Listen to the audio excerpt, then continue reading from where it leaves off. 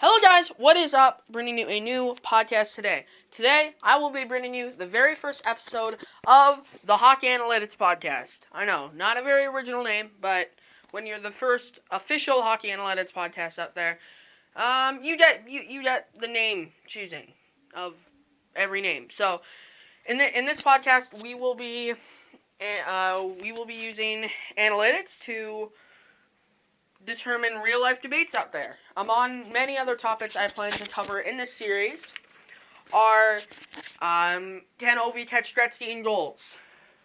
Who was faster, Pavel Bure or Connor McDavid? In their prime, obviously. Top 10 players of all time. And who deserves to truly win the Hart Trophy this year?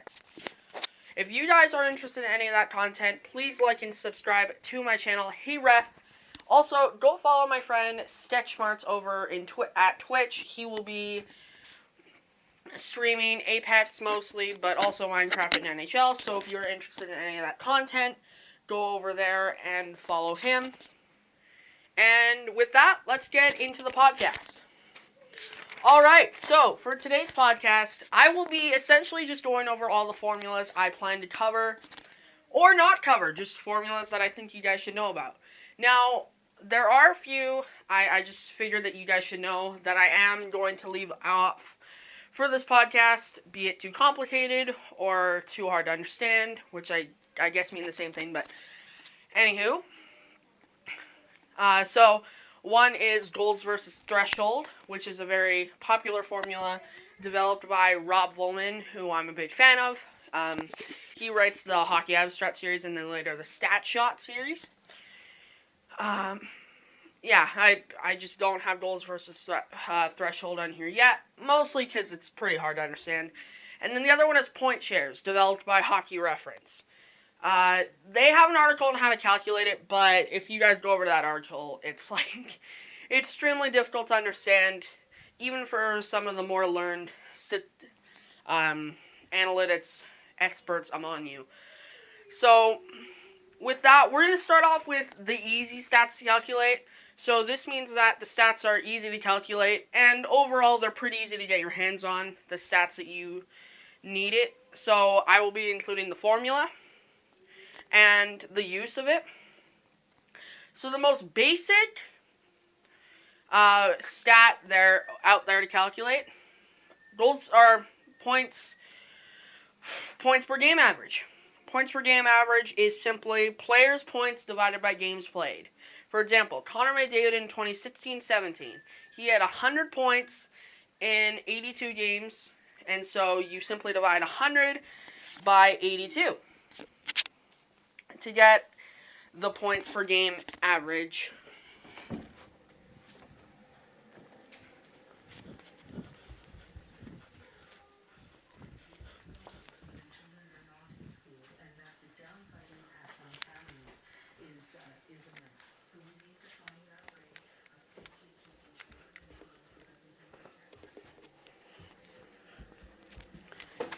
You simply divide 100 by 82, so 100 divided by 82, and you come up with an answer of 1.21.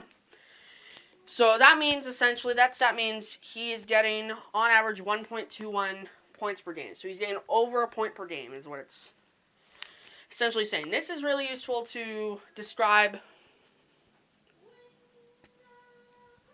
I'm just kidding. No, Joshua, just cut this all out. Okay, guys, to start this podcast, I will be... No. Joshua, cut that out, too. Alright, guys, so for the very first episode of this podcast, I will be simply going onto and teaching you guys the formula of many different stats that I plan to cover in this series.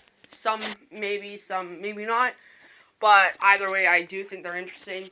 A couple stats I just thought you guys should know that I will leave out is goals versus threshold and point shares. If I feel a need to include either of those in the future, I will definitely do that. But with that, let's get into the easy section. So the easy section just is a combination of an easy formula, and the stats are easy to acquire, because some stats are really difficult to get. But the very simplest, by far, formula in the NHL today is points per game average. Points per game average simply comes from dividing a player's points by his games played. For example, Connor McDavid in 2016-17 had 100 points in 82 games. You simply divide 100 by 82, and you get an answer of 1.21 points per game. That means on average he's scoring 1.21 points on every single game. And this is used to essentially show who are the better scorers in the NHL. It's really useful if you have a guy that was really good, but had a shortened year. You can use points per game average and multiply it by 82. For example, if I multiply 1.21 by 82, I will get a point total of 99 points. So he was on pace for 99.22. In reality, McDavid got an even 100. But the pace was 99. So it's really useful for projecting a player over a full year, just by using this points per game average. Points and games played are obviously easy to get. You can find them on a multitude of hockey websites. Just so you guys know, if you guys want to do goals per game or assists per game average, you simply replace points in my example with assists or goals. For example, McDavid had 30 goals in 2016-17. You do 30 divided by 82. You have goals per average of 0.365. And then he had a 70 assists, so you divide that by 82. And you have a 0.853 average. So you can use that to determine who are the best goal scorers in the NHL and who are the best playmakers. With that, let's move on to the next one, which is goals against average. Goals against average, the formula is goals allowed divided by minutes played times 60 minutes. For example, if a goalie allowed 40 goals, you divide it by his minutes played, which, let's say, 7,856, and then you multiply that by 60 minutes. You would get a goals against average of 0.305, or just 3.05, I guess. But yeah, goals against average is really useful because it's the goals on average a goalie is giving up per game. It's pretty similar to points per game average and goals per game average and assists per game average. It's a pretty easy formula. Also, all those stats are really easy to acquire. First of all, you don't need to acquire anything for 60 minutes. Goals allowed in minutes played are also on a multitude of hockey websites as well, so it's really easy to quickly acquire it. And often on these websites, goals against average will already be calculated for you, so it's not even necessary for you to calculate it. Let's go into quickly assists per goal average. Assists per goal average is the average amount of assists that you get per goal, because you can have 0, 1, or 2 assists on any individual goal scored in the NHL. So the formula is pretty easy. However, it's harder to grab the data because the only way I found is by grabbing the complete number of goals in any single year and dividing it by the complete number of assists in every single year. And you do that by sorting it at any hockey website and then copying all the data and then adding them all up and then dividing them by each other to get the assists per game average. So if I had 6,704 goals one year, and let's say assists, I had about half that. So we'll do like 3,304. Then my assists per goal average would be 2.02. So that means for every goal that's scored on average, you have a 2.02 assists per goal average, which is not actually possible in the NHL because you can't have more than 2 assists. But, well, that's the example. Surprisingly, Corsi is in the easy section, but with one caveat. It's the most basic form of Corsi. A lot of many forms of Corsi, like Corsi for, Corsi against, and others, are more complicated, and I don't have them on my list at all. But I'll talk about good hockey sites to find data for analytics later on, and then there's one site that has like all the Corsi numbers you need, so that's all good. But Corsi is shot attempts minus shot attempts against. So it's pretty similar to plus minus, except instead of for every goal scored, it's every shot attempt. And a lot of people think of Corsi as the main stat, like the stat that you judge any player on. I disagree with this, mostly because, I don't know, I think it's also kind of, it's hard to track. Like, it wouldn't be easy to track shot attempts when you're on the ice. Like, it's pretty hard to explain, but I'm just not a huge fan of it. I don't think it's a full indicator, and then you can't really use it for goalies either. So, but if you guys like it, that's literally the formula of the most basic form of it. Face-off percentage is another one in the easy category. It's simply number of face-offs won divided by total number of face-offs taken. You can find that in a multitude of hockey websites, but if you want an example, I have, number of face-offs won, so let's say 7, 8, 9. That doesn't happen very often, but then we'll do 980. Are the total number of face-offs taken. So this person wins 80.5% of his face-off, which is absolutely insane. An elite face-off man wins 60 in the NHL, but that's just an example of face-off percentage. It's pretty easy. Next one, we want a save percentage, which is number of saves divided by shots faced. Again, this one, you can find save percentage already calculated for you on a multitude of websites, but also those stats if you want to do it yourself for practice. Or you can also come up with random examples if you wanted as well. That's obviously up to you. Save percentage, number of saves, as I just said, divided by shots faced. So let's say 1105. So this guy had a save percentage of 0.714, which is absolutely horrendous. Like, you need to have, in my opinion, you need to have at least a .903 to be considered like a decent goalie. Anything below 900, you're probably not really considered an NHL goalie at that point. Next one is plus minus. It's simply for every goal scored when a player is on the ice minus every goal against when a player is on the ice. This is pretty similar to Corsi, and sometimes it's not very accurate. If you're not even part of the play at all, when a goal is scored against you, then you still get a -1. But overall, it can be pretty indicative of a defensive rating. It's just that, players that are put in worse defensive positions, put on the ice more, put on for more defensive faceoffs than offensive faceoffs, are generally going to have a worse plus minus. So just keep that in mind.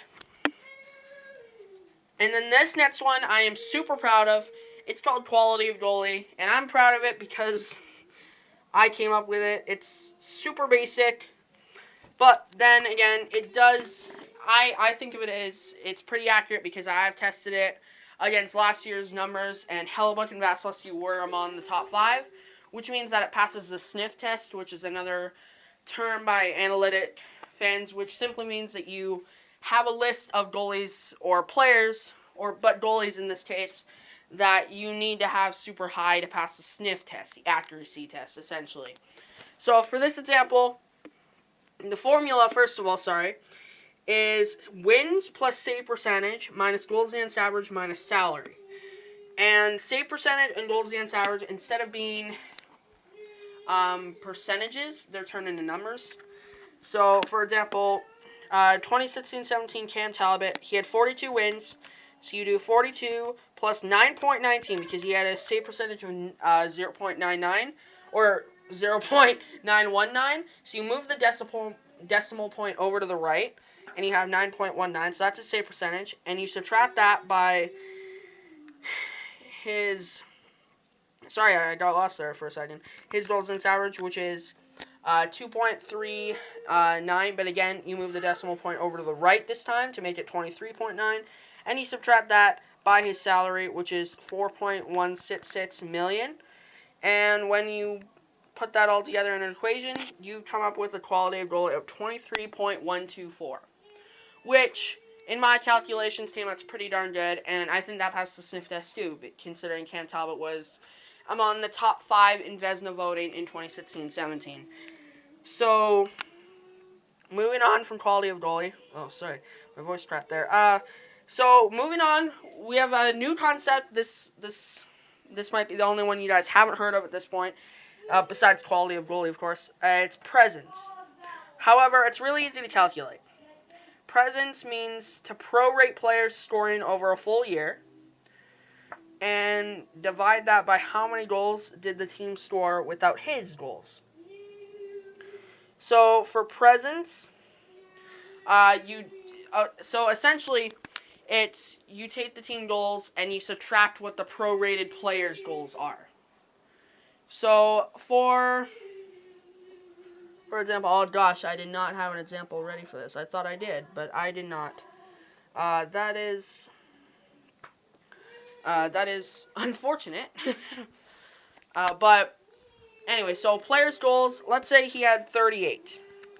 So this player had 38 goals, so a really good score. And this is prorated over a full year because he was healthy over the entire year. But if you wanted to prorate it over a full year, calculate the goals per game average and then multiply that by 82, which is the maximum amount of games. And then you'll have the goals he would have scored if he had kept on that pace, as I talked about earlier on. And you divide the 38 by whatever goals the team scored that weren't scored by him. So, for example, if a team got 280 goals that year, he scored 38 of them. So you subtract 280 by 38, which comes out to 232. So you do 38 divided by 232, and you get a presence of 0.163. This is really useful if you want to calculate who's doing most of the goal scoring, who's leading the attack. I think this will be especially useful when I do the Hart Trophy argument, because it'll prove how much, or disprove how much Connor McDavid is carrying that team. Like, how much help is he getting, that kind of thing. So, anyway, this player's presence is 0.163, which, in this case, seems to be pretty good, because 38 of 280 is, like, 1/5 of the score, 1/6 of the score, something like that. So presence is over. And so is the easy category. So if you guys found the easy category easy, which hopefully you did, if you didn't, that's completely alright. I'd recommend turning on subtitles because I tend to be a little confusing if you just hear me, so subtitles might prove useful. But if you guys found the easy category super easy, then you guys are certainly ready to go on to the medium category. Medium category starts off with win threshold, which is shots against minus goals for divided by shots against. So for example, you do shots against, let's say 789, and you subtract that by the goals for, which, let's say 85 in this case, and then you divide that by the shots against again. So 789 minus 85 divided by 789. You get a win threshold of 788. The win threshold is supposed to demonstrate the minimum a team needs to do to win a game. So I think it'd be more accurate if I did a one-game example. So let's do 29 shots and subtract that by, let's say this team got 3 goals, and you divide that by the shots again, so still 29. And so, essentially, you have to take minimum 28.896 shots in order to get 3 goals. It's really not confusing. It might prove useful, maybe not. I think it would be kind of cool to calculate before a game. So, I believe you just do either the team's past meeting, like their latest meeting, or you could do both teams' most recent game. Or you could also calculate how many goals a goalie is giving up per shot, like for example, like once every 30.8 shots, and then you could calculate it from there. Moving on to PDO. PDO is add team shooting and save percentage together, but it's usually only used at even strength or when a specific player is on the ice. I don't have that specific of an example. However, a website that I'll tell you guys about at the end does. So if you guys need more PDO or Corsi stuff, go over there once I tell you guys about it, obviously.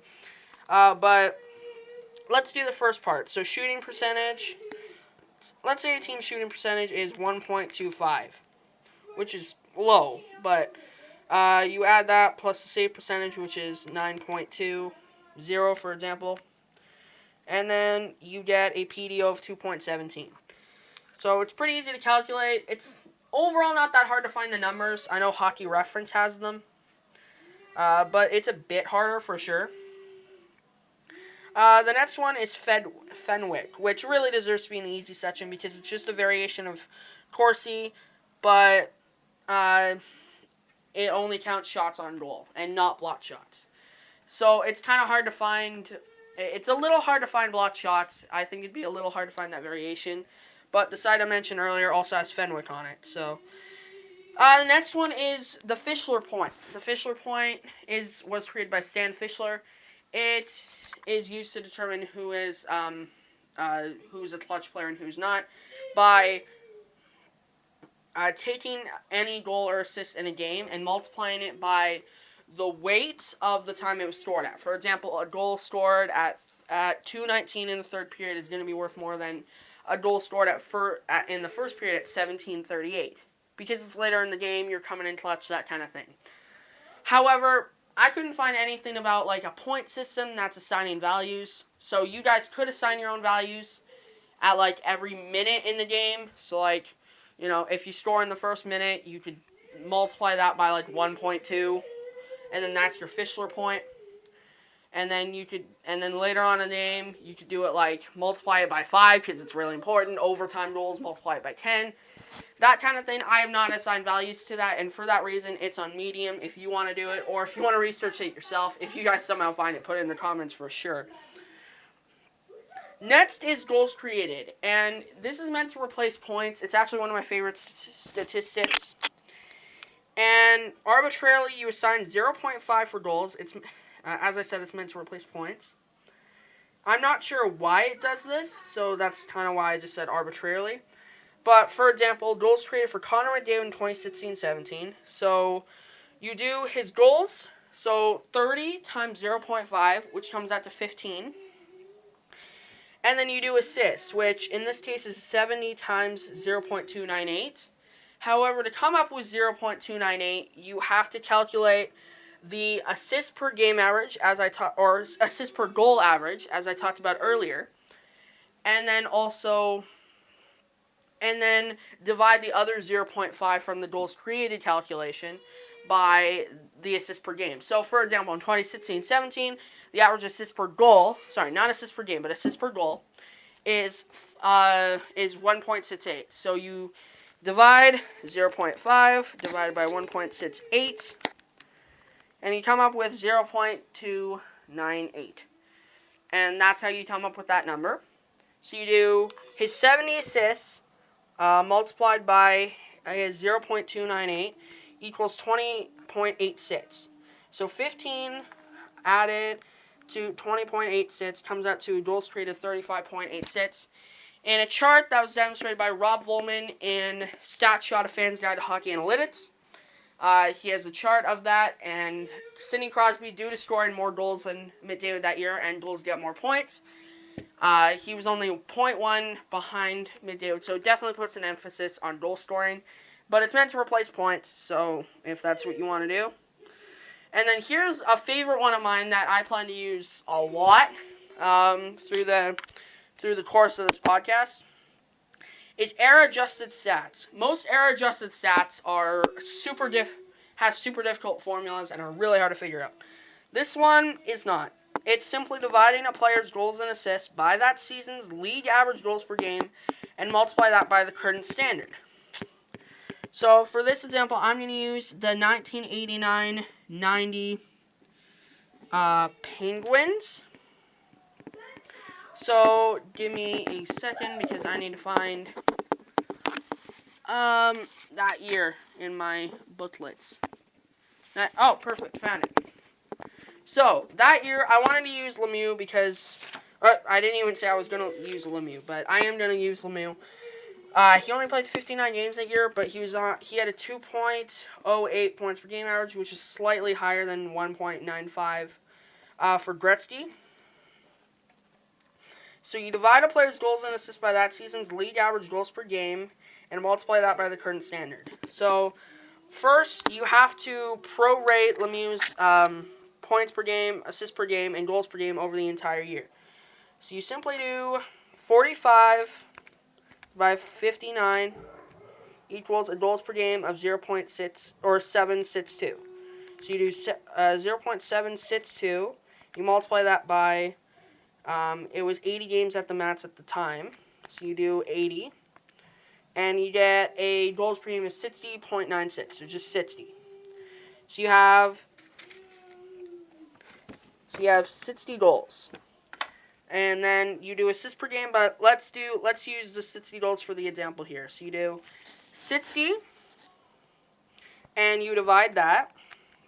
You divide that by that season's league average goals per game, which was 3.68.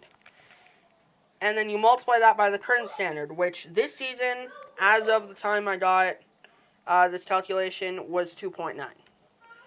And you do that, and his error-adjusted stats are 19.2 goals, which does seem a little low. So let's do his points next, or let's do his assists next, sorry. So you do 59 divided by 78 in this case. Or, sorry, what am I doing? 59, okay. So you do 78 divided by 59. So you have a 1.32 assists per game average. If that was that's a fantastic points per game average. But that was just his assists. He was insane. You divide that by the league average goals per game, which is still 3.68. And you multiply that by the current standard, which was 2.9. And you have assists of 104 assists plus 19 goals. So 104 assists plus 19 goals equals 123 points. That doesn't seem that inaccurate. I think that passes the smell test overall. Like 123 points seems pretty accurate to what Lemieux would produce, honestly, to me. That's my opinion, but if it's not yours, that's fine. With that, we get off the medium section. If you guys found easy and you guys found medium easy, well then just continue on. If you guys don't, maybe re-listen to it. Maybe look up some of the statistics I'm telling you. Try to find their origin. Try to find someone that explained it better than I did. Or just try to make examples for yourself. Write it down. There's many ways to learn stuff if you have a determination to learn it. Many of these stats I didn't understand when I first did it, but I put them into practice. I re-listened it. I looked it up, and I finally figured it out. But anyway, for those that are ready, we're going to go on to the hard section. First thing in the hard section, I'm going to surprise you guys here. This is possibly the hardest calculation, so listen closely, have subtitles on, whatever you got to do. Save percentage plus formula is subtract league average save percentage by 1, divide that by 1, and then subtract the goalie save percentage. So I'll say that again. Subtract league average save percentage by 1, divide by 1, subtract goalie save percentage. So, it's kind of hard to understand. But if you did league average save percentage, which is, say, 0.912, and you subtract that by 1, it comes out to negative 0.088. I've never actually done this calculation myself. I figured I'd include it, but I haven't done it yet, which is probably not a good thing. But anyway, you divide that by 1, which is still 0.088. Pretty sure I'm doing this incorrectly, but we shall see. Minus goalie save percentage, which is 0.919, I guess. Okay, so I definitely did that wrong. That's okay. So, this is just demonstrating to you guys that, first of all, do your homework.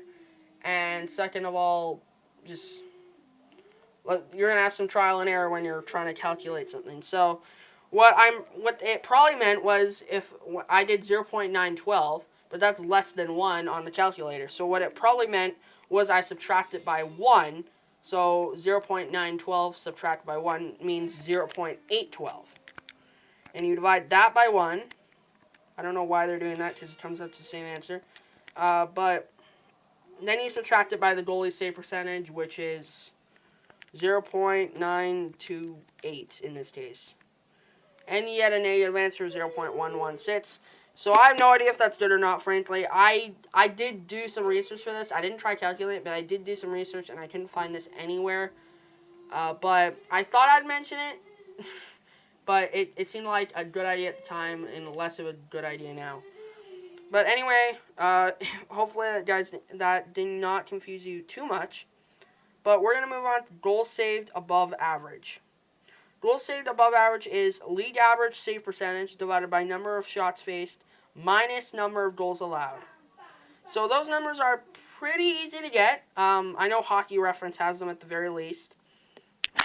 So league average save percentage, let's do 0.912. I like that as a league average save percentage. And you divide that by number of shots faced, which is 7,009 in this case, I guess. And you subtract that by goals allowed, which is 89. And you get a goal saved above average of negative 88. So you let in 88 more goals than the average. So this will separate the elite from the average goalies, essentially. Next is the Inductinator. So the Inductinator is a model that divides players by position and era and assigns points for various achievements. Any player that exceeds 100 points will be most likely to get to the Hall of Fame.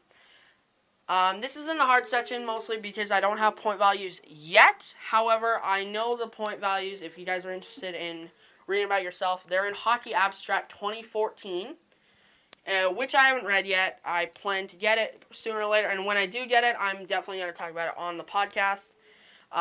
For now, I just thought I'd mention it, even though I don't have the values. You guys could assign your own to start off if you wanted to.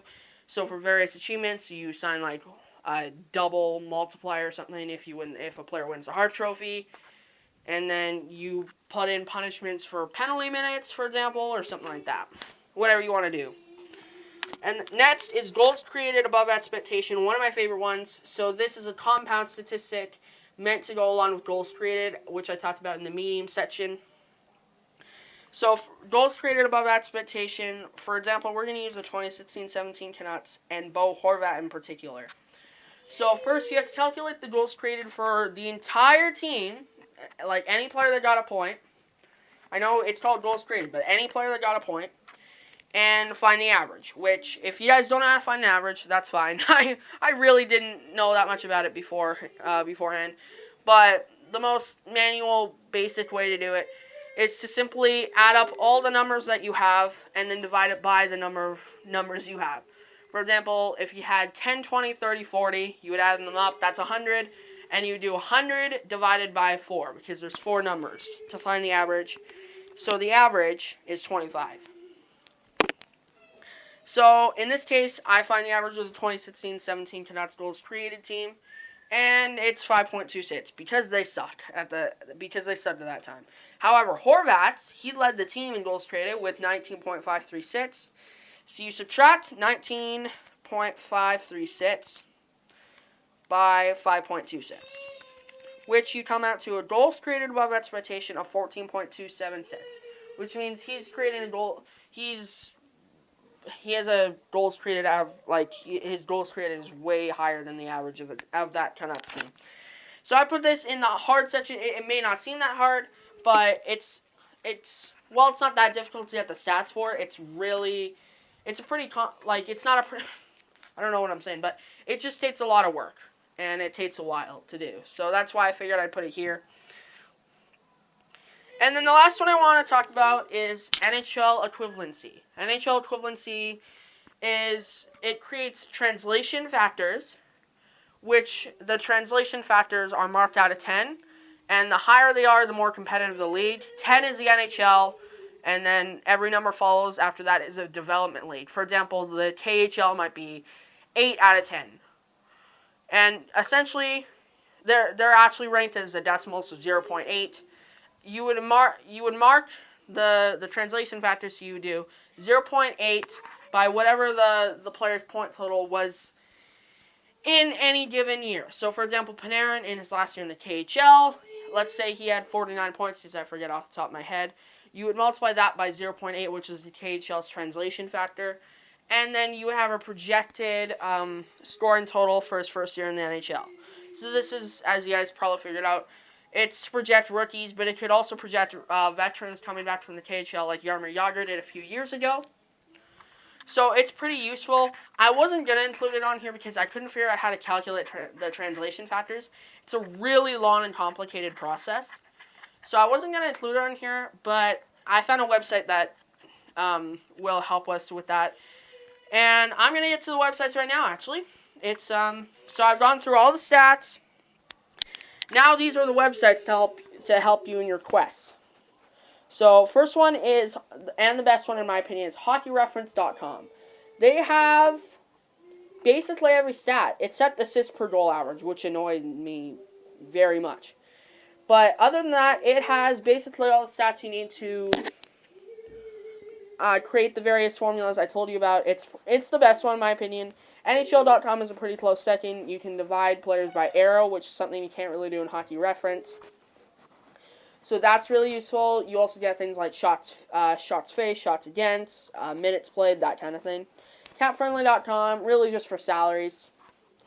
Natural Stats Trick, that's for what are called the more advanced stats, like Corsi, PDO, and Fenwick. Also, HockeyDP.com, very similar to NHL.com. QuinceHockey.com does basically the same thing. HockeyAnalytics.com is a bit outdated, but they do have good charts and good explanations for things. HockeyAbstract.com, I mentioned them a few times, made by Rob Volman. Just a link to a bunch of different books to buy on this topic if you're interested. WingsNation.ca, it's essentially a bunch of bloggers making charts, talking hockey analytics, so they might give you some ideas. PuckPlusPlus.ca is the same thing.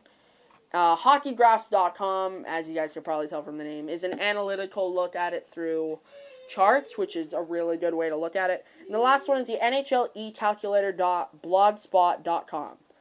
So this is used for this automatically calculates the translation factors for you. All you have to do is enter in the league, the games played by that player, and the points, and it will calculate it for you. So I'm going to use that later on to determine who I think will be the best rookie next season, probably after the draft, just so we know where everyone's playing. And then I might add in something else that's cool, maybe like creating in a factor to add in like the quality of team the player's playing for, and then create a projection system from there. But anyway, guys, that is gonna do it for a interesting episode, and I hope you guys enjoyed it. I hope you guys continue to look at hockey analytics. I hope you guys also want to support the podcast and continue listening to it. That's why I make these videos. So have a good one, guys. Bye bye.